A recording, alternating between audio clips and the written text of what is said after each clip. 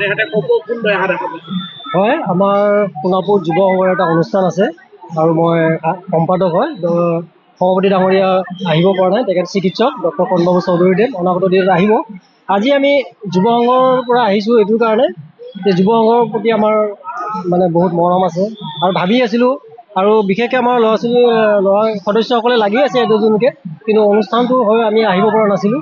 আজি আমি বিশেষ পৰিৱেশটো চালোঁ, যিহেতু জুবিন দাই পৰিৱেশক ভাল পায়, গছ গছনিক ভাল পায়, গতিকে এতিয়া গছ গছনি লগোৱা মানে হেৰিটো গুচি গৈছে, কাৰণ বৰষুণ কমি গ'ল। সেইবাবে হৈছে আমি কপৌ ফুল দি সজোৱাৰ চেষ্টা কৰিছোঁ, আৰু পিছলৈ যেতিয়া এই ক্ষেত্ৰখন আৰু ডাঙৰ বহল হ'ব, তেতিয়া আমি আৰু যুৱ সংঘৰ পৰা চেষ্টা কৰিম যে গোটেই পৰিৱেশটো কপৌ ফুলেৰে সজোৱাৰ কাৰণে চেষ্টা কৰিম, আৰু লগতে গছ গছনিও লগাম। এনেকুৱা গছ গছনি লগাবৰ আমি ভাবি আছোঁ যিয়ে চৰাই চিৰিকটি আহি ইয়াত বসবাস কৰিব পাৰে, ঠিক তেনেকুৱা গছ পুলি আমি আয়োজন কৰিম বুলি ভাবি আছোঁ। গতিকে আজি আমি এইখিনি হাতত লৈছোঁ প্ৰথম পদক্ষেপ হিচাপে।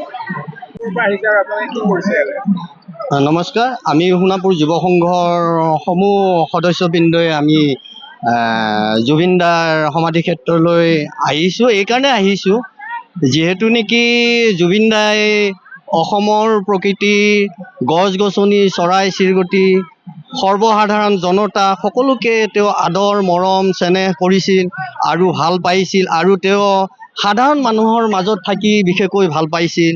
আৰু সেয়েহে যিহেতু নেকি অসমৰ কপৌ ফুল অসমৰ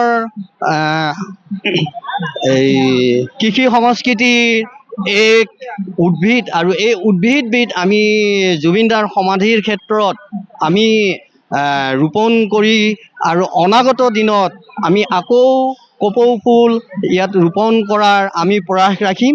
আৰু আজি আমি তাৰে আৰম্ভণি হিচাপে আমি এই যুৱ সংঘৰ পৰা এই প্ৰয়াস হাতত লৈছোঁ। যিকোনো খবৰৰ বাবে যোগাযোগ কৰক 7099017330 লগতে 7099017110 নম্বৰত।